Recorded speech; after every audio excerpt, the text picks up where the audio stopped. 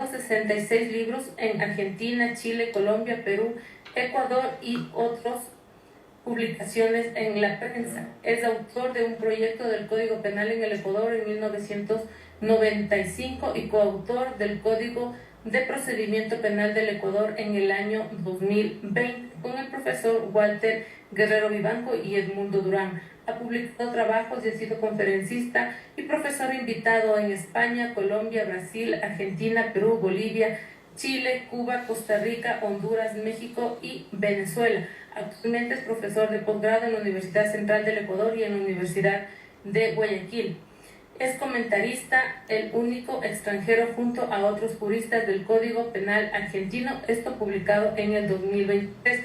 Es miembro de la Academia Mexicana de Criminología, de la Cámara Alta de Juristas de Brasil en temas penitenciarios, de la Academia Boliviana en Ciencias Penales, socio de la Fundación Internacional en Ciencias Penales, miembro del Consejo Internacional y de Redacción de la revista Libertas de España, miembro de la Academia Argentina de Ciencias Penales y cofundador de la Academia Ecuatoriana de Ciencias Penales y Criminología. Le doy la bienvenida y le cedo el micrófono al doctor Alfonso Zambrano Pasquel con el tema Aproximación a la Criminología y Política Criminal.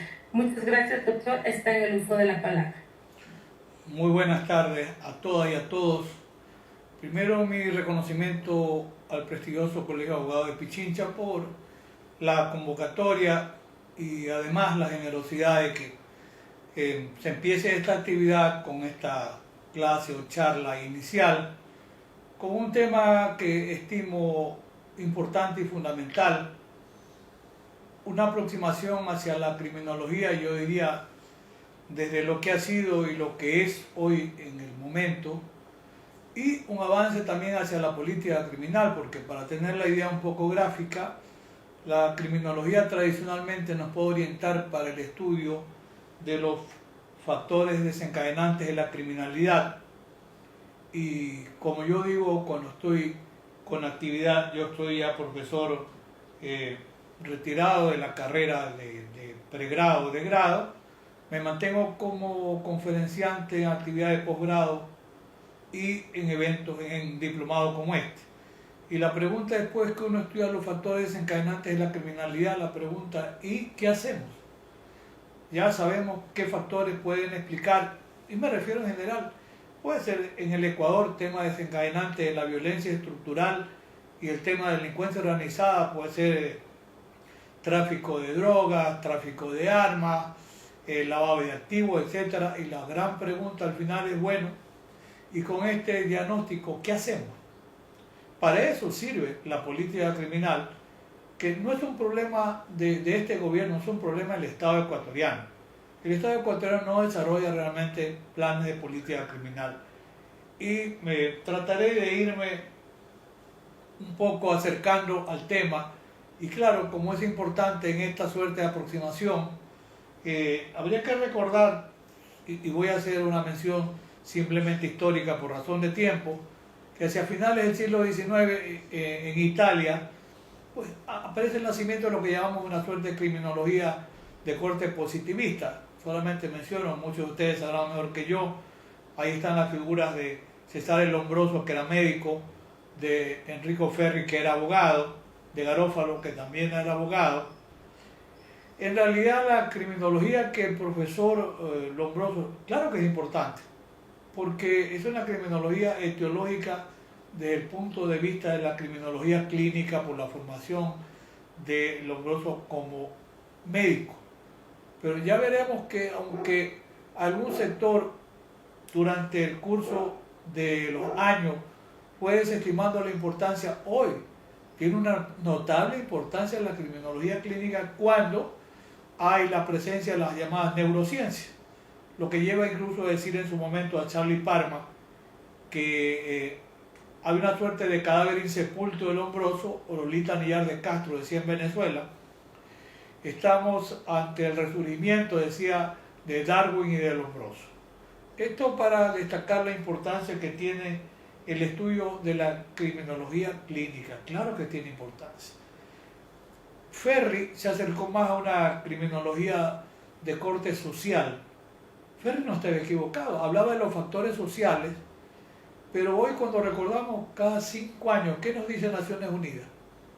Dice, hay que atender a los factores, se sigue repitiendo, de educación, de salud, de vivienda, de trabajo. Esa es la receta de cada 5 años Naciones Unidas.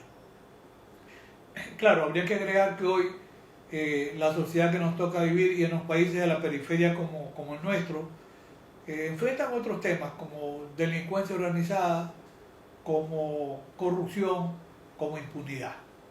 Pero ahí están las variables explicativas. De suerte que Ferri no estaba equivocado y el profesor Garofalo también con formación de abogado, hay un trabajo de Garofalo también que se llama Criminología, destacaba tanto el estudio del delito como el estudio de las penas. ¿Sí? Estos grandes forjadores de la escuela positiva no estaban equivocados, cada uno tiene su importancia. Destaco que en algún momento el profesor Zaffaroni dice que el nacimiento de la criminología dice que debe estar en una obra que ya tiene mucho más tiempo, 3 o 4 siglos, que es El martillo de los brujos, de las brujas, que es escrita por 2 monjes dominicos. Esto simplemente para reflejar un poco la historia. Pues bien, en este avance de la criminología tenemos que ir en un segundo momento a las corrientes criminológicas que están en Estados Unidos. Ahí hay algunas escuelas, las voy a mencionar porque el tiempo no daría para más. La de la asociación diferencial, ahí la figura más importante es la de Edwin Sutherland. Y hay que recordar, para quienes nos dedicamos a estudiar a través de las obras la importancia del pensamiento criminológico, que Sutherland es el autor de una obra que es clásica, que es La delincuencia de cuello blanco. ¿Qué destacaba Sutherland? Que la delincuencia de cuello blanco tiene como característica, y yo sigo remarcando, la impunidad. La impunidad. Y que, ¿por qué se produce la impunidad? Que de pronto podemos utilizarlas como variables explicativas hoy en día. Dice, porque hay la protección del poder político, económico y social. Y Sutherland hace un estudio de las grandes transnacionales. Esta obra, que es una obra pionera, debe ser de 1948 o 49. Yo tengo la primera edición en español de una traducción que hizo la profesora Rosa del Olmo hacia 1969 en la Universidad Central de Caracas. Yo tuve la suerte de conocer a la profesora Rosa del Olmo y estábamos ese día con Luis Rodríguez Manzanera y Luis Marcó del Pon. Luis Rodríguez Manzanera, de la UNAM de México, yo digo la figura más importante de la criminología moderna mexicana, y Luis Marcó del Pon, un gran criminólogo y penalista argentino, cordobés. Ya falleció Marcó del Pon, el profesor Rodríguez, creo que anda cerca de los 90 años, es una institución. Y pues bien, ese día Rosa del Olmo nos regaló a cada uno un ejemplar que ella mantenía en su biblioteca en Caracas. Entonces, es una obra pionera porque habría que pensar que lo que decía Sutherland tiene cumplimiento de día, pero por supuesto que tiene. Algún momento, cuando se da en Ecuador el caso de un banquero que es detenido, es un caso emblemático. Sí, no vamos a negar el paso de la historia, el caso Banco del Progreso, el banquero Aspiazo. Yo conversaba con Raúl Zaffaroni, a quien considero un hermano mayor, y yo le decía a Raúl, pero mira que hay un banquero preso en Ecuador. Me decía, claro. Entonces me decía, primero recordemos la teoría del chivo expiatorio de un criminólogo inglés, Chapman. ¿Qué significa eso? Que la cuerda se rompe por el lado más débil. Y en la construcción de Raúl es un genio, es un sabio. Raúl decía y dice, él crea la teoría de la vulnerabilidad, que tiene aplicación, pero claro que tiene aplicación. Y cuando conversábamos sobre el caso de Aspiazo en Ecuador, él decía, mira, en un momento dado, ese poder económico, político, social, en un momento dado decide a quién va a sacrificar. Por eso surge la teoría de la vulnerabilidad, como decía Raúl, le retira la protección o cobertura y ahí cae. Entonces, el sistema dice, somos muy eficientes, miren, hay un detenido por un acto de delincuencia. Sí, claro, pero de pronto era el único detenido. Entonces, es interesante, y esta explicación, imagínense, viene desde los años 1948-49 con un trabajo de Sutherland. Luego, en estas corrientes criminológicas De la par con lo que decía Sutherland, que es teoría de la asociación diferencial, para los que quieran revisar, surge la figura también del interaccionismo simbólico para la misma época. Pero luego, otra corriente norteamericana hablaba de la teoría del etiquetamiento, del labeling approach. Y fíjense, el etiquetamiento significa que la reacción social no es igual. Y decide en un momento dado etiquetar a un sujeto como delincuente, cualquiera que sean las razones, porque sí, merecía que se lo rotule como delincuente, pero a la final esa estigmatización social es también desencadenante de carreras criminales. Ya vamos a ver lo que en su momento decía el profesor Alessandro Barata. Y ahí en el Labeling Approach, para quienes quieran revisar, hay mucho material. Yo estoy actualizando mi página web en las www.alfonsozambrano.com, donde muchas de estas obras ha sido un trabajo de investigación bibliográfica durante muchos años. Muchos de estos trabajos están traducidos al español y los que yo he podido conseguir al español están en mi página web. Ahí se puede encontrar trabajos de Howard Becker, hay trabajos de Elvis Hoffman internado. Becker es un tema traducido al español que se llama de la desviación. Hay trabajo de David Massa. Pues bien, avanzamos en la década de los 70 y 80 del siglo XX. Algunos sitúan que si en la década del 60, yo prefiero quedarme 70 y 80. Hay la aparición de las nuevas corrientes criminológicas. Por un lado, Inglaterra, ¿no? Inglaterra, que parecería, bueno, o es un país ultraconservador, hay la posición de la nueva criminología. Hay un trabajo publicado en Amos Roto de Argentina que se llama justamente La Nueva Criminología. Y allí aparecen figuras como la de Taylor, Walton y Jung. Criminólogos ingleses que ponen en evidencia cómo el sistema aparece estratificado, no persigue a todos los que deben perseguir, es decir, hay una suerte de selectividad, que ese es uno de los aportes importantes que hace la nueva criminología. Y al mismo tiempo, hay la presencia de la criminología crítica en la Escuela de Criminología en Los Ángeles, en la Universidad de Berkeley, en California. Fíjense, o sea, un país también que, ¿cómo es eso? Que hay criminólogos críticos. Claro, también en la Escuela de Criminología de Berkeley, que después de algunos años fue cerrada, pero hay trabajos como los de William Chambliss y Anthony M. Platt. Entonces, todos esos trabajos están publicados, traducidos al español en la editorial Siglo XXI de México. Alguien quiera un poco hacer una investigación panorámica o histórica sobre la evolución de la criminología, puede encontrarlo allí. Ahora, ¿y qué pasa luego? América Latina. En esa década de los años 70, 80, lidera sin duda la presencia de la criminología nueva, crítica, ya una criminología de la reacción social, el Instituto de Criminología del Zulia, liderado por la doctora Lolita Niyar. Ella era casada con el doctor Castro, pero a veces a Lolita no le gustaba que le digan de Castro, porque decía yo no pertenezco a nadie, entonces Lolita Niyar. Ella falleció. Y en la Universidad Central en Caracas, Venezuela, una criminóloga formidable, la doctora Rosa del Olmo, también muy querida amiga mía, ambas. Y Rosa del Olmo había estudiado en Oxford y Cambridge, nada más, Oxford y Cambridge, tenía 2 doctorados, pero era más de formación socióloga, Lolita Niyar, más de formación abogada. Este nacimiento en América Latina tiene un proceso fundacional.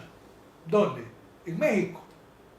En México debe ser hacia 1978, 79. Lolita Niyar había publicado algunos trabajos sobre criminología y la reacción social en la Universidad del Zulia. Y en México luego se funda este movimiento de criminología crítica y de criminología comparada. Entonces hay una acta fundacional, ahí están figuras como Roberto Gregali, Lolita Niyar, Raúl Zaffaroni, Marco del Pont, Luis Rodríguez Manzanera, etc. Y luego hay un avance también y hay un segundo encuentro en la Universidad Libre de Antioquia en Medellín. Esos son los movimientos fundacionales de la criminología crítica de América Latina. Pero hay una figura a la que le debemos muchísimo quienes yo diría nos asomamos a la ventana de la nueva criminología, es la presencia del profesor Alessandro Barata. Alessandro Barata tiene un libro clásico, se llama Criminología Crítica y Crítica del Derecho Penal. También está en mi página web en formato PDF o digital, sin ningún costo. Mi página web no tiene costo alguno. Y mire, Alessandro Barata nos dio una serie de pautas, además para no olvidarme la gratitud que le debemos. Él llevó a algunos latinoamericanos a estudiar al Instituto de Criminología en Saarbrücken, en Alemania. Ahí fue una figura importante como Emilio Sandoval Huertas de Colombia, asesinado en estos días, el 5 de noviembre, un año más de la barbarie coronada que fue la toma del Palacio de Justicia de Bogotá por el ejército colombiano, donde liquidó al pensamiento progresista de la Universidad Externado. Ahí muere el maestro Alfonso Reyes, su discípulo Emilio Sandoval. Emilio Sandoval había estudiado en Saarbrücken, que es un instituto que dirigía, está en la frontera entre Francia y Alemania, lo dirigía Alessandro Barata, un italiano dirigiendo un instituto de criminología en Alemania. Emilio García Méndez también estuvo con el maestro Barata, Mauricio Martínez Sánchez, quien lo veo en los últimos años también, entre las figuras más importantes porque publicaron trabajos. Y Emilio Sandoval es quien nos habla por primera vez de los instrumentos de control social formal, donde el primer filtro de selectividad era y sigue siendo la policía.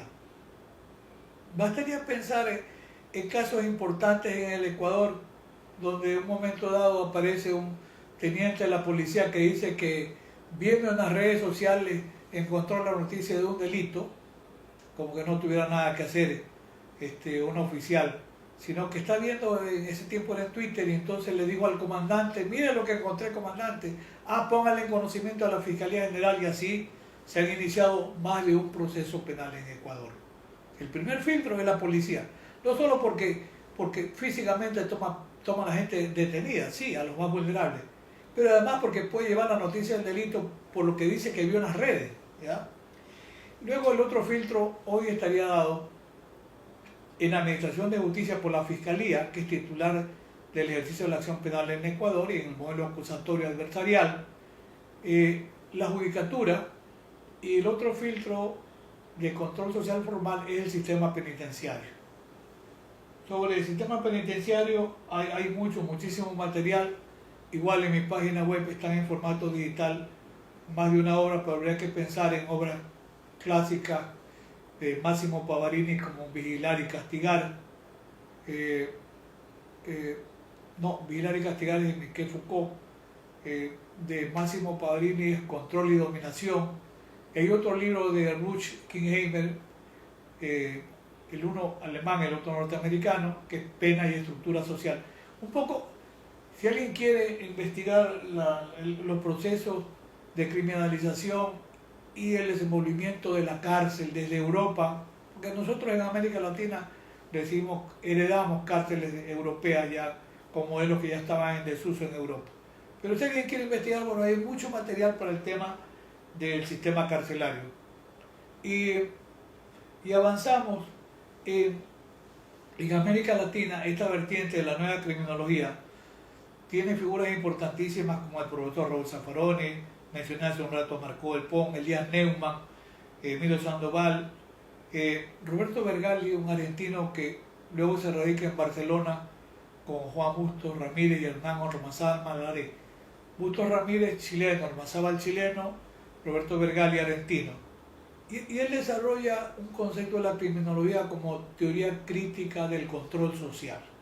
O sea, esto que dice Emilio Sandoval tiene razón, porque luego se revisan los sistemas de control social informal, donde está la familia, la escuela, el colegio, el club, el barrio, la religión, la comunicación.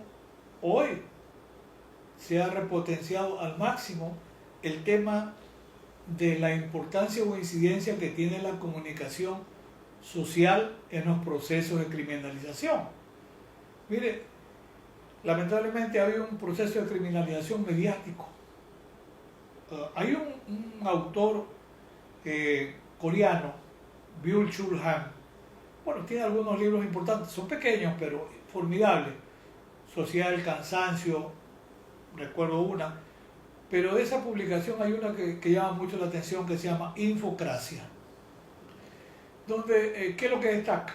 Cómo la información y los medios de comunicación inciden mucho también incluso en los procesos democráticos.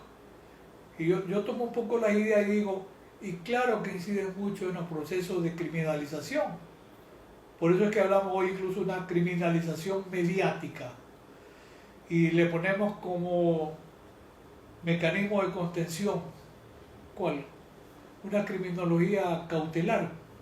Pero difícilmente un ciudadano de a pie tiene la capacidad como para poder contrarrestar la criminalización que proviene de medios de comunicación. Ahora, en este tema era formidable lo que decía Alessandro Baratta en este libro de él sobre criminología crítica y crítica del derecho penal. Porque Alessandro Baratta, y tenía toda razón, habla de un proceso de criminalización primario. ¿Cuándo? Cuando nace la ley. ¿Y quién hace la ley? El que tiene el poder de hacerla. Si no, podemos ver de cara a la realidad, nos guste o no nos guste, lo que ha significado, por ejemplo, Ecuador en este año, con leyes que se maquillaron como leyes dadas en situación de emergencia y como leyes económicas, que eran realmente estatutos o leyes de seguridad. El error es que debieron haberlos presentado como leyes de seguridad y no como leyes económicas. Porque hay temas interesantes que yo creo que al final sí tendré algo de tiempo para poder comentarlo. Pero el hecho cierto es que incluso sobre esto hay una tendencia hoy que se dice que debiera quedar reservado al Ejecutivo la calificación de leyes urgentes, aunque no sean económicas. Es un tema interesante que se puede incluso rediscutir y replantear. Pero el hecho cierto es que en 1988 el profesor Zaffaroni publica un libro que se llama En busca de las penas perdidas. Con esto quiero destacar que toda esta presencia de la nueva criminología, ¿para qué sirvió? A muchos abogados, a muchos penalistas, nos obligó a replantear algunas ideas con respecto a la ley penal y al propio sistema penal. ¿Qué decía el profesor Baratta? Decía, hay un proceso de criminalización primaria que responde al nacimiento de la ley. Y hace la ley quien tiene el poder de decisión, el poder político de estar allí. Y luego habla el profesor Baratta de un proceso de criminalización secundaria. ¿Cuándo se va a cumplir? En el momento que se aplica la ley. Entonces, ahí destaca Baratta que en el proceso de criminalización secundaria hay un proceso de criminalización que es estratificado, es selectivo, es clasista. Y en esta selectividad habla de una selectividad positiva y una selectividad negativa. La positiva, a quienes va a aprender el sistema; la negativa, a quienes deja de aprender. Hay incluso en esa concepción del derecho penal del enemigo que desarrolla el profesor Gunter Jacob. Yo hago una confesión. Yo soy autodidacta sin duda. Yo empecé en materia de dogmática penal seguramente después de pasar por las escuelas positivistas, estuve durante mucho tiempo enclavado en las teorías clásicas en materia de dogmática penal, causal explicativa, y luego entro a estudiar temas relacionados con un avance en la posición del derecho penal, y del causalismo pasé al finalismo. Bueno, he seguido estudiando temas relacionados con importancia como el de la imputación objetiva, pero claro que tiene aplicación, y como yo vivo no de las clases ni de lo que producen mis libros, sino del litigio, claro que tiene aplicación práctica, y eso lo pongo en evidencia con algunas publicaciones, además de los videos que están subidos en mi cuenta en YouTube, también de acceso gratuito. Porque lo interesante es que la teoría debemos llevarla al ámbito de la práctica, un poco ese es el tema. Y destacaba el libro de 1988, Busca las penas perdidas. Dice Raúl Zaffaroni que la criminología crítica sirvió para que muchos penalistas, yo digo así simbólicamente, como que despertáramos y nos diéramos cuenta de cómo se manipulaba la ley penal. Y él dice que en esa línea de penalistas críticos, él sitúa a un gigante en conocimiento, en estatura, sigue vivo, Francisco Muñoz Conde, o como le decimos los amigos, Paco Muñoz Conde, que vive en España, y él es español, al profesor Juan Bustos Ramírez, chileno, que estudió en la Universidad de Bonn, fue alumno del profesor Belzel, era un gran finalista. Sitúa a Esteban Riggi, argentino, fue procurador de justicia en Argentina. Sitúa en Colombia a Emilio Sandoval Huerta, a quien yo me refería en su momento, y al profesor Juan Fernández Carrasquilla. Falleció Juan hace pocos meses. En México sitúa a Luis de la Barrera Solórzano, y generosamente el profesor Zaffaroni, en la línea de penalistas críticos, también ubica a Alfonso Zambrano.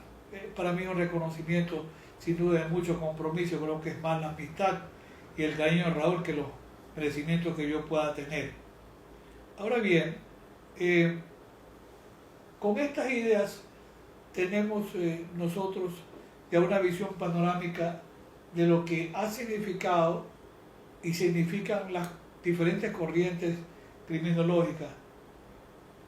Pero al mismo tiempo que llegaba el profesor Barata, en su momento lo conocí en Cuba, Máximo Pavarini, Tamar Pitch, que eran de la Escuela de Bolonia, pero también llegaba a América Latina Luc Hulman de Holanda, gran abolicionista, y también Neil Christie de Dinamarca. A Luc Hulman lo conocí en el año 91 en Belén de Pará, ahí estaba Raúl Zaffaroni, y a Neil Christie lo conocí en Chile, ahí estaba en cambio Julio Mayer, un gran procesalista, uno de los más importantes, ya falleció Julio hace un año.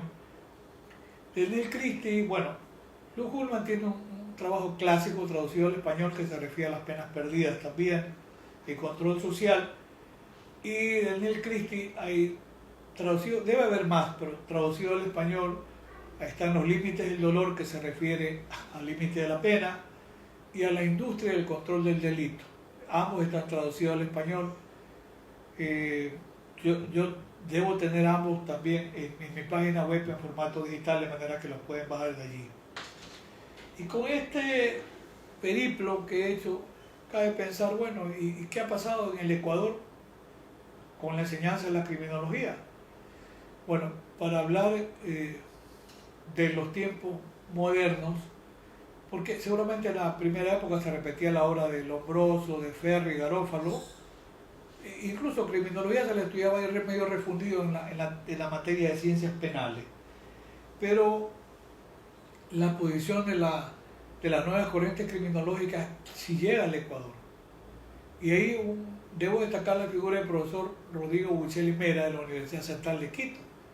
Él en sus clases enseñaba criminología de la reacción social, que en el fondo tiene a determinar que la sociedad no reacciona de la misma manera con respecto a todas las personas que cometen delitos. Es decir, lo que había dicho Sutherland, lo que decía Barata, lo que dice Zaffaroni, es real. Es real. Hay selectividad, sin duda que sí. Y yo decía hace un momento incluso el llamado derecho penal del enemigo, que, bueno, se le atribuye esa calidad por la obra que publica el profesor Gunther Jacob con su discípulo y alumno, el profesor Manuel Cancio Meliá. Sí, pero el profesor Jacob no está fuera de onda, o como dice Raúl Zaffaroni, lo que hizo fue reconocer lo que ha estado vigente. El derecho penal del enemigo existe, claro. Hay un tratamiento diferenciado, sí. Y tal vez, mires, ¿qué pasa por qué esa etiqueta de enemigo? Jacob recuerda algo, vivimos bajo un contrato social, el contrato de Rousseau, que tenemos todos que respetarlo. El que no respeta el contrato social porque es libre de decidirlo así, decide romperlo. tienen que sufrir las consecuencias, pero por supuesto. Y tal vez, claro, la traducción que se hace del alemán al español sobre esta consideración de enemigo. Sí, de enemigo en la sociedad porque rompió el contrato social. Y por eso la respuesta social adecuada es imponerle un castigo que es una pena. ¿Sí? La pena no es un premio, es un mal. Mi maestro y mentor, el doctor Jorge Zavala Vaquerizo, decía que la pena es un mal por un mal causado. Simple y sencillo. Yo me quedo con el concepto de la retribución. ¿Cuál será la pena justa? No sé. A algunos les gusta 30 años, otros 50, a otros les parece la pena de muerte. Yo soy abolicionista, por supuesto. A otros les parece bien la prisión de por vida. Ahora hay una prisión de por vida o cadena perpetua, como llaman también en Argentina, revisable. Esos son temas que responden también a la dinámica de los tiempos, que pueden discutirse. Mañana alguien quiere imponerle en Ecuador, bueno, plantee los pros y los contras y de pronto puede haber la decisión de aceptarla. El hecho cierto es que el profesor Rodrigo Bocelli, como reconoce Marcó del Pont, estudiaba y daba clases de criminología de la reacción social en la Universidad Central. En la Pontificia Universidad Católica de Quito estaba la profesora Echen Lobaina, era una figura importante también, pero con una criminología de otro tipo. En la doctora Pilar Zacoto de Merlin. Hacía una visión de las diferentes escuelas, por supuesto que era una buena profesora. En la Universidad de Guayaquil, pues ya en los tiempos modernos, el profesor de criminología fue el doctor Jorge Zavala Vaquerizo. Después está Edmundo René Bodero en el Instituto de Criminología, que lleva el nombre del doctor Zavala. Y yo también he sido profesor de criminología durante algunos años. Están algunas publicaciones en vía, incluso de criminología crítica y de derecho penal crítico, que están ahí a la disposición, están en formato digital y yo acostumbro compartirla. Pues bien, esa es una visión panorámica. ¿Y qué pasa hoy en día con los estudios criminológicos? Yo decía hace un momento, Carlos Parma se refería dice el cadáver insepulto del Lombroso, la doctora Lolita Millar decía el retorno triunfal de Darwin y Lombroso. ¿Por qué? Por lo que significa hoy el estudio neurocientífico.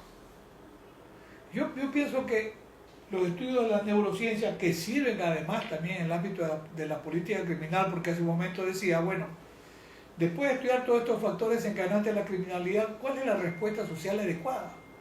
¿O cuál es la mejor respuesta posible?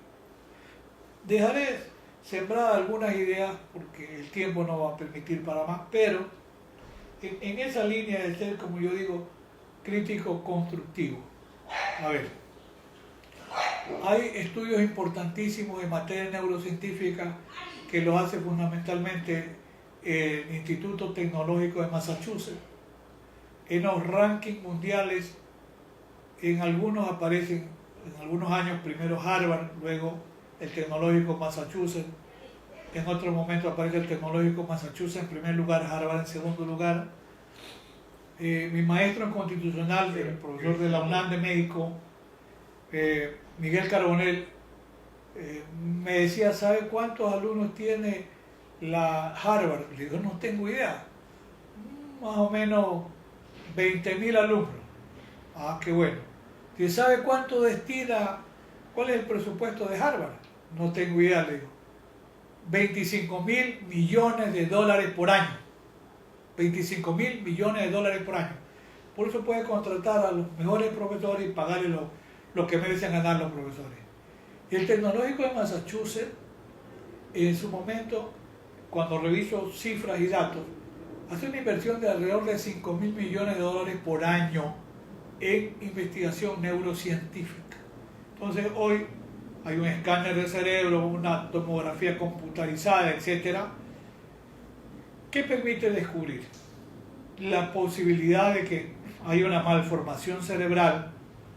Yo hasta que empiezo a leer los trabajos del tecnológico me quedaba con hay una hipófisis, una glándula en el cerebro y hay una amígdala cerebral. Yo pensaba que la única amígdala era la que uno tiene a la altura del estómago, no, amígdala cerebral.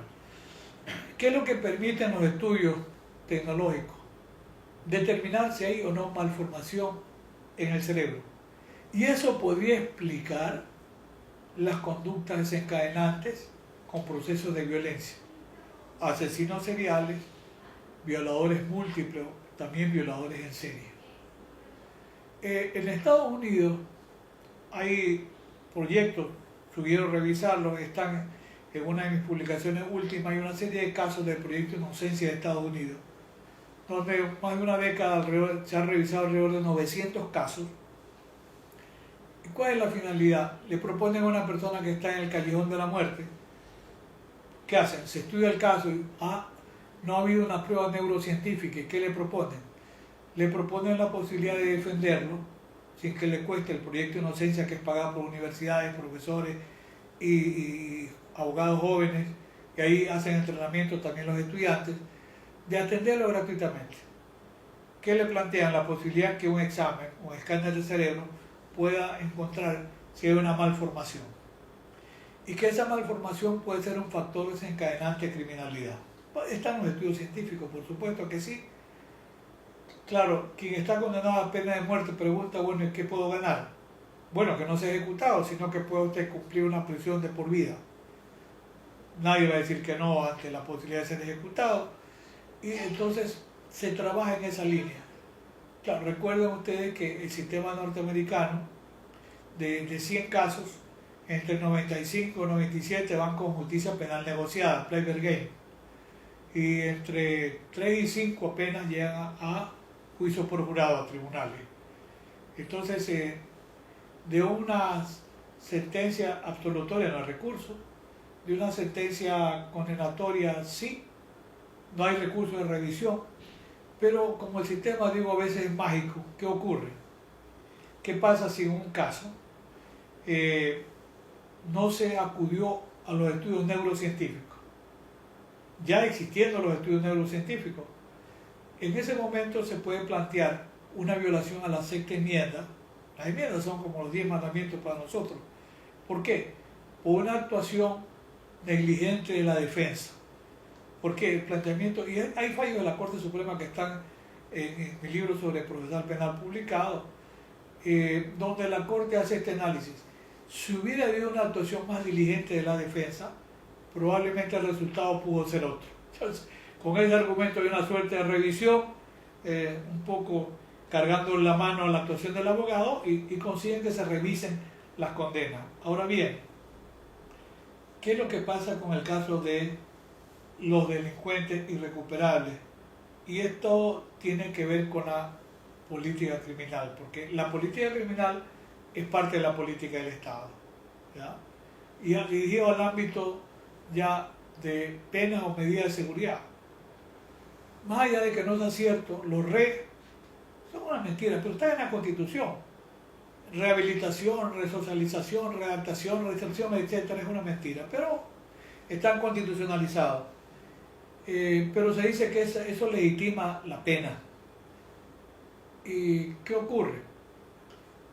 ¿Qué pasa con un delincuente, un asesino en serie o un violador en serie? ¿Se puede recuperar? Un psicópata no se va a recuperar jamás. Entonces, ¿qué pasa? En Ecuador tenemos la experiencia. La mayoría aquí son muy jóvenes, son millennials, otros no tanto.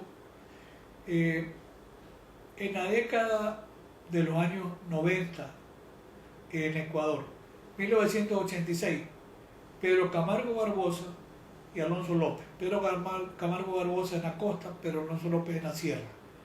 Ambos ciudadanos colombianos, asesinos seriales, 80, 90, 100 homicidios. Yo creo que a nivel mundial, alguna vez conversaba con un amigo español y me decía, yo creo que Ecuador tiene los asesinos seriales más importantes en la historia de la humanidad por el número de muertes. Es posible que sí, en Estados Unidos. Ustedes busquen la cifra de Ted Bundy, 15 o 17 muertes. Aquí en Ecuador, Camargo pasaba de 100 y lo mismo Pedro Alonso López. Claro, no es para sentirse tranquilo, al contrario. Pero ¿qué ocurrió? La justicia ecuatoriana los declaró perfectamente capaces de responsabilidad penal y les impusieron una pena. En ese tiempo era 16 años. Con el 2 por 1 eran 8 años. Y con el 1 año más por el jubileo 2000, 7 años. ¿Qué pasaba así? ambos, Pedro Alonso López, él recupera la libertad, una cárcel en la sierra. De ahí no se sabe qué pasó. No sé si alguien se condolió y dijo, este sujeto no es recuperable, y por ahí terminó en una quebrada matándolo. Pues nunca más se supo de él. En la costa, Daniel Camargo, faltaba poco tiempo para recuperar la libertad. Y alguien entró y lo mató en la celda. Lo que quiero destacar es que ambos criminales seriales, ninguna pena servía. Ninguna pena servía. Y si recuperaban la libertad iban a seguir matando, violando. ¿Qué pasó ahí? ¿Se equivocó la justicia ecuatoriana? Sin duda que sí. Debieron haber sido juzgados como lo que eran, inimputables. Lo cual no significa que no cometían delitos. En la construcción que yo tengo, yo hago Derecho Penal y Dogmática Penal, más de 40 años seguramente, empecé a los 25 años, es decir, 50 años. Yo hago una construcción que el delito es un acto típico y antijurídico. Yo digo, hay dos juicios. El juicio de reproche al acto, para declarar que la conducta es típica y antijurídica, y el juicio de reproche al autor para considerar si es o no culpable. Y allí en el juicio de culpabilidad vamos a examinar la capacidad de imputabilidad. Tiene capacidad de comprender la criminalidad del acto y determinar, de acuerdo con esa comprensión, si la respuesta es positiva, entonces es imputable. Si no media un error de prohibición, y luego la exigibilidad de la conducta adecuada del derecho. Todos esos componentes de la culpabilidad, ¿para qué? Para determinar el monto de la pena imponible. Pero ¿qué pasa si en el primer filtro, que es el de la imputabilidad, llegamos a la conclusión de que es un sujeto inimputable? ¿Cuál es? Si hay respuesta social adecuada.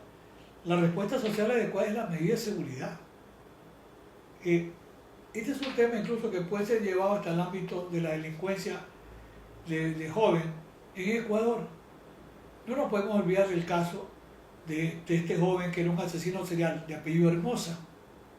Hermosa menor de edad, mataba policías, mataba taxistas, etc. Él, en ese tiempo, pues la permanencia, igual que ahora no puede ser mayor a 8 años, él recupera la libertad y sigue matando. ¿Por qué? Porque era un irrecuperable. Fíjense, este tema incluso lleva la posibilidad de pensar en que, y para esto debo recordar porque es interesante, Argentina tiene el sistema de la prisión perpetua revisable y con ese criterio le impusieron prisión perpetua a un joven, y es el caso muy conocido, Mendoza versus Argentina, 2013, Corte Interamericana de Derechos Humanos. La Corte Interamericana consideró que la privación de la libertad, y en el caso de los jóvenes, es más excepcional que la privación de la libertad para los mayores, que debe ser de menor intensidad, siempre que no hayan otras medidas. Y no era un caso, sí, grave, no era un caso de un violador serial, ni mucho menos.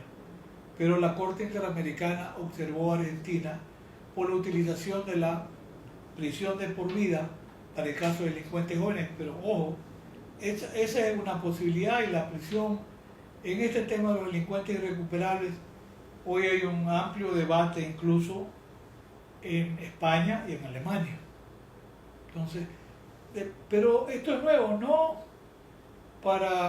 Yo comparto la idea de que don Luis Jiménez Azúa es el más importante penalista del mundo hispanoparlante, nuestra lengua. Don Luis Jiménez Azúa, hace más de 100 años, su tesis doctoral tenía un título subjetivo, pero que hoy tiene vigencia, la pena indeterminada. Y don Luis Jiménez Azúa, con honores, se gradúa en la Complutense, no se llamaba así, tenía otro nombre, en Madrid. Luego va a estudiar Alemania con Franz von Liszt, está con Stoss también en Suiza, y don Luis Jiménez Azúa planteaba esta idea de la sentencia indeterminada, que era para el caso de estos delincuentes irrecuperables. O sea, la posibilidad de pasar de una pena a una medida de seguridad. Y hoy se está replanteando, incluso en España, la medida de seguridad postdelictual o post cumplimiento de condena, ¿Por qué? Porque al final los tribunales comienzan a reflexionar y dicen, bueno, ¿qué hacemos si esta persona tiene un nivel de peligrosidad que lo vuelve irrecuperable? ¿Lo ponemos libre con el riesgo social de que vuelva a matar o vuelva a violar? Fíjense, es un tema muy, pero muy interesante para la discusión que debe darse. Ahora, voy a trasladar algunas ideas con respecto al tema de que nos toca vivir la delincuencia organizada, el crimen violento. Es una dura realidad. 2023 Ecuador cerró con una tasa de 47.4 muertes violentas por 100.000 habitantes, más o menos. 2024 baja un tanto, estábamos en 38.4.5 muertes violentas por 100.000 habitantes. Hoy, 2025, en lo que corre este año, estamos ya en noviembre. Es muy posible que este año cierre con una tasa de muertes violentas que supere las 56 o 57 muertes violentas por 100.000 habitantes, lo cual pone a Ecuador probablemente en el ranking del país más violento en el mundo. No es para sentirse orgulloso, sino preocupado. Y el tema es qué hacer. ¿Aumentamos las penas? ¿A dónde los ponemos? Se acaba de inaugurar hoy día o ayer, creo, la cárcel del encuentro para 700. Es decir, sin duda que el Ecuador está inmerso en un populismo punitivo intenso, pero hay más muertes violentas. Ayer en la cárcel, 22 muertos en Machala y 23 heridos, 55 PPL, como les llama ahí simbólicamente, víctimas de la violencia, 22 asesinados y 23 que están en mala situación. Es decir, no para la violencia ni en las calles. Están identificados los sectores, sí, claro, lo que llaman algunos expertos los santuarios, claro, y la cárcel se ha repotenciado otra vez. Entonces la gran inquietud y pregunta es, y ojalá que se debate en esto, seguramente alguien conocerá mejor que yo algunas ideas, ¿qué hacer? ¿Qué respuesta? No sabemos qué va a pasar el próximo domingo. De pronto pensemos en el escenario de que se dice sí al proceso constituyente. Y luego, yo creo que hay que tener cuidado en la afirmación de que se necesita una nueva constitución para enfrentar a la criminalidad. No caigamos en ese facilismo. Y yo sigo diciendo incluso que puede ser un boomerang para el propio gobierno. Asumamos que hay una nueva constituyente y una nueva constitución, de la manera que quieran. Y después de 2 años o 3 años, no mejora el nivel de seguridad. Y las facturas se las van a pasar al actual gobierno. Sin duda que sí. O sea, es un boomerang. Ahora, ¿qué pasa si no se aprueba la posibilidad de un nuevo proceso constituyente? El tema es, ¿qué se debe hacer? Miren, en estas propuestas de derecho penal máximo, una suerte de derecho penal de la emergencia, hay que tener desde el ámbito de la política criminal también respuestas adecuadas, a tono con la realidad. Yo, por formación en derechos humanos, ojo, cuidado, no es que el garantismo es malo. Es malo cuando, ¿qué? Cuando se pervierte el concepto de garantismo. No es que los derechos humanos son malos, pero si se desnaturaliza el concepto del garantismo. Alguna vez en un evento estaba con el profesor Ferraioli y él escuchaba hablar de una suerte de antigarantismo. ¿Y qué decía Ferraioli? Dice, hablar de garantismo, hablar de los derechos humanos que tenemos quienes estamos en esta plataforma, creo que más de 100 en buena hora, derechos humanos a los que yo también tengo acceso, sin duda, todo eso es garantismo. O sea, no hay ningún garantismo exagerado ni excesivo, en absoluto. Pero si se lo mal utiliza, que a propósito de garantismo se den medidas sustitutivas cuando no corresponde, ese es otro tema. Ahí hay un abuso del derecho. Entonces, en esta línea de ser propositivo y constructivo, como yo digo, a ver, en Argentina, y yo no estoy ni de cerca con algunas políticas del presidente Milei, no, igual que de Bukele, no son modelos a imitar. Pero Argentina en el 2025 sanciona 3 leyes importantes. Una ley, la 27784, que permite el juicio en ausencia, como se llama, juzgamiento en ausencia. Nosotros lo tenemos para peculado, cohecho, concusión y enriquecimiento ilícito. Podrá ser conveniente pensar juicio en ausencia en los casos de delincuencia organizada, de tráfico de drogas, ¿por qué no? De terrorismo, claro, si es posible, claro. Sobre este tema de juicio en ausencia, incluso en Alemania, veía una conferencia importante en estos días, es la posibilidad de juicio en ausencia ya cuando los delitos pasan de 6 meses, lo declaran en rebeldía y se va al juicio en ausencia. Hace muchísimos años, 1979, doctor Edmundo Durán Díaz, fiscal general, nos convocó, y para aquel momento yo pensaba y decía, bueno, ¿y por qué no la posibilidad de juzgamiento en ausencia? Todavía no venía la Constitución del 98 que los prevé, pero esta era la tendencia ya en Europa y en algunos otros países, incluso de la América. Entonces, en los casos de una gravedad extrema como la que estamos enfrentando, ¿por qué no pensar en la posibilidad de juzgamiento en ausencia? Y para el caso argentino hay un caso importantísimo, el caso AMIA, el caso del terrorismo, un terrorismo iraní y libanés contra la mutualista AMIA, que era de los israelitas. Fueron casi 200 muertos y cientos de heridos. Bueno, miren, el juez Daniel Rafecas, de la Universidad de Buenos Aires, es el juez que considera, hace un fallo histórico de casi 200 páginas sobre la conveniencia del juicio en ausencia, porque ya la ley estaba aprobada en Argentina en 25 de febrero del 2025. Y hace pocos meses Daniel Rafecas dice, procede el juicio en ausencia, porque se habla que de esa manera puede haber la posibilidad incluso hasta de la reparación, decirle no a la impunidad, etc. Y aprecian que uno de los cuestionamientos que se hicieron a la constitucionalidad del juicio en ausencia, se hablaba de que la ley dispone para los venideros y que no debía aplicarse con criterio retroactivo.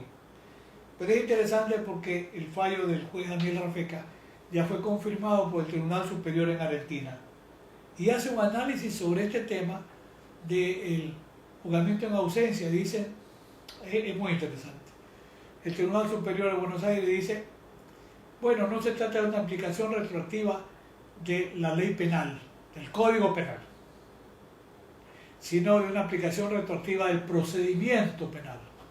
Interesantísimo, ¿eh? Dice, no, el delito por terrorismo, por asesinato, están allí, por delincuencia organizada están allí, pero el procedimiento es el que cambia con el juicio en ausencia, y considera que no es inconstitucional y que no es inconvencional, contrario al Pacto de San José, la posibilidad de aplicar el juicio en ausencia para hechos que ya habían ocurrido. Por eso es muy, pero muy interesante este juicio en ausencia, es de pocos artículos que podría ser estudiado en Ecuador, pero por supuesto que sí. Hay una ley de reiterancia, que es la 27785, bueno, donde hay un endurecimiento incluso del sistema de la prisión preventiva, el tema de la detención con fines de investigación, etc. Y también Argentina, febrero 25 del 2025, también sanciona una ley antimafia, que es la 27786. Ese es un modelo que debe ser estudiado, porque cuando reviso la legislación antimafia de Italia, es muy avanzada, respondió a los sucesos históricos desde el secuestro y asesinato, me parece en 1978, del primer ministro de Justicia, Aldo Moro, y todo lo que significa, no significa esto, ojo, que hayan desaparecido ni la Drangheta, ni la Camorra, ni la mafia, ni la Cosa Nostra en Italia, no. Pero son herramientas que el Estado italiano fue consolidando. Yo recuerdo, hacia los años 1982, el juicio contra el Toto Riina, uno de los capos de la mafia napolitana o siciliana, donde se empieza a utilizar la figura del delincuente arrepentido o del delator. Era una estrategia política criminal frente al avance del crimen organizado. Y Italia ha avanzado mucho en la legislación antimafia. Habría que recordar que justamente en Italia, en el año 2000, se celebra la Convención de Palermo de Naciones Unidas contra el Crimen Organizado. Y podría ser conveniente revisar la legislación antimafia de Italia y la de Argentina de este año para tomarlas como modelo en Ecuador frente a lo que significa el crimen organizado. Claro que sí, ¿por qué no? Al margen de que si hay o no constituyentes. Esto me parece mucho más práctico, más viable, tomar estos modelos, porque son modelos que sí deben tener una mejor aplicación. Ahora bien, Estados Unidos tenía la ley, una suerte de ley antimafia, la ley RICO, es de 1972 debe ser, contra la delincuencia organizada. Y esa ley RICO fue aplicada por Rudy Giuliani, el fiscal de Nueva York en 1984-85, donde le permitió, sí, recuerda Estados Unidos, las enmiendas, la cuarta enmienda, no pues a la quinta, la incriminación, la cuarta enmienda, no a las escuchas telefónicas, etcétera, el derecho a la intimidad. Pero la ley RICO excepcionalmente permitía que un juez autorizara. Y la tendencia en estas leyes antimafia es ni siquiera que el fiscal deba recurrir a un juez, sino que el fiscal antimafia tome la decisión de determinadas medidas que son importantísimas en estas propuestas contra el crimen organizado.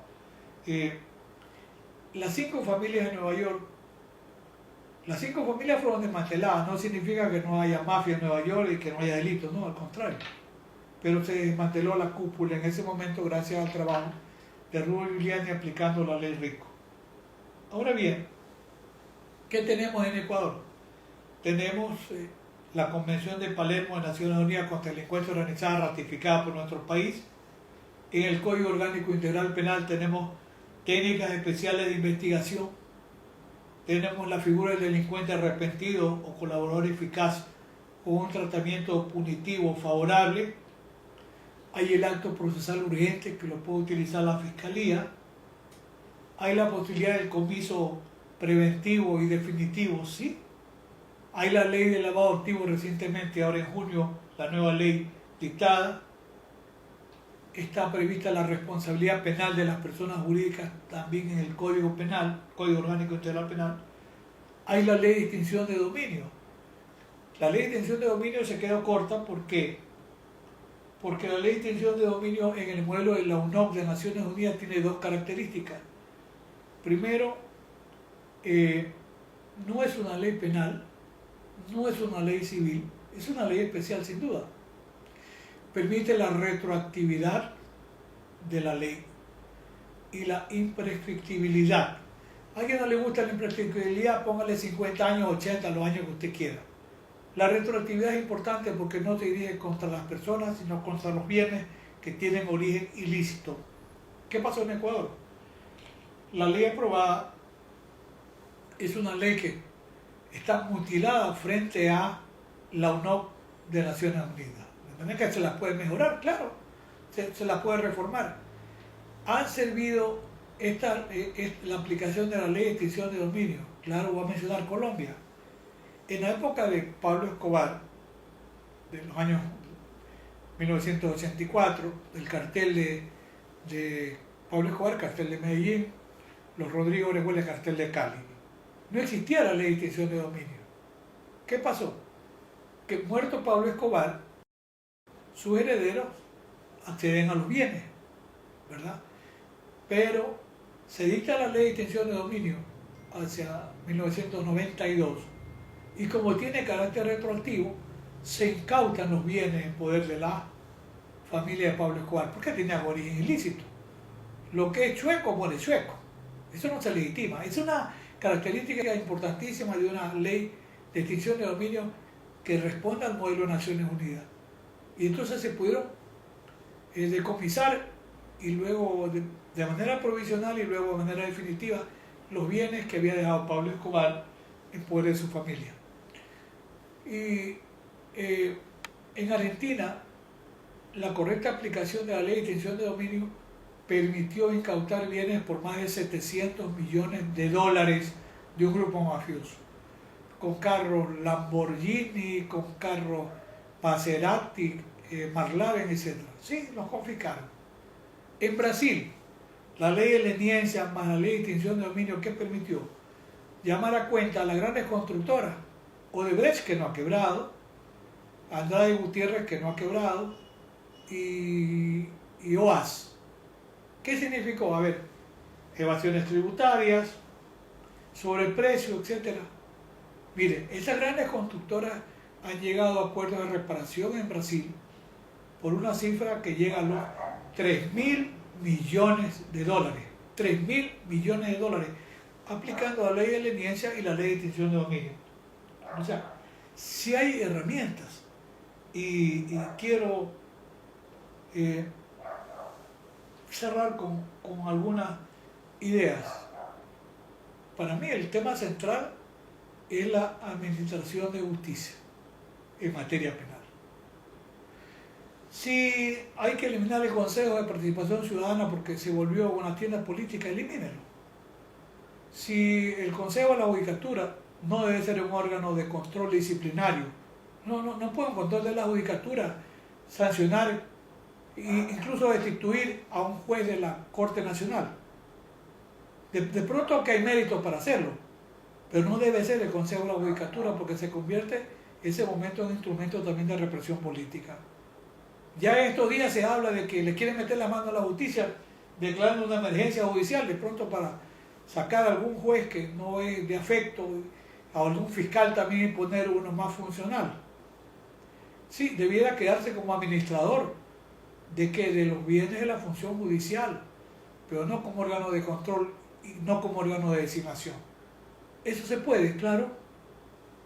No es necesario, como se dice equivocadamente, que es necesaria una nueva constitución. No, usted bien la vía reforma constitucional, de manera que si es que no hay una nueva constituyente, una nueva constitución, si hay mecanismos para hacer efectiva esta posibilidad. Entonces, para mí el tema está en la administración de justicia. Hay casos que sirven, sí, si tomamos el caso Metástasis, ¿qué reveló? Reveló el nivel de corrupción en el que incluso había incurrido el propio presidente del Consejo de la Judicatura, que está preso. No está preso por gusto, no es por una persecución política, no, está preso por los actos comprobados. Fiscales muy pocos. Lamentablemente se hizo notoria la presencia de malos abogados, pocos y poquitos, y ojalá que no hubiera ninguno.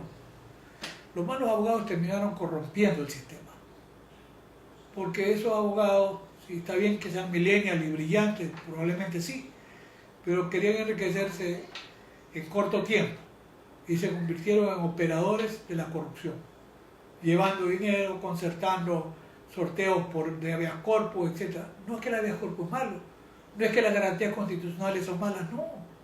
Había una mala utilización de las garantías, ese es otro tema. Y si eso son fallas de la administración de justicia, claro que habría que ser severo en la sanción.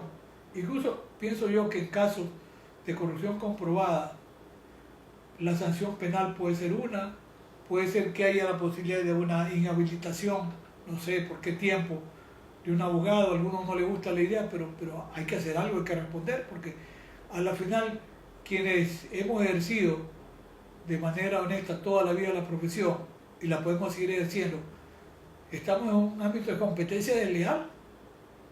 ¿Por qué? Porque el que puede dar dinero más rápido y corromper a jueces, por eso digo pocos fiscales, tiene el éxito asegurado, ¿no? Sí. Entonces nos dejan algunas secuelas casos como metástasis, qué sé yo, purga, plaga y los demás. Entonces, si hay herramientas, ¿qué ha pasado?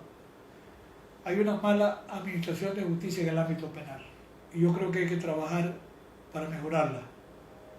No es necesaria una nueva constitución, se puede trabajar con las herramientas que ya existen, un consejo de la judicatura que honre el ejercicio del cargo. El control disciplinario incluso alguna vez se lo hacía desde la propia Corte Suprema, de manera que no es ningún problema del otro mundo que no se pueda afrontar. Yo he dado realmente una visión panorámica de lo que me proponía. Me siento muy honrado con la presencia de todos ustedes y muchísimas gracias. Si hay la necesidad o conveniencia de alguna pregunta en algún foro pequeño, lo hacemos. Le reitero nuevamente mi compromiso permanente de servicio. Muchísimas gracias a todos y a todos.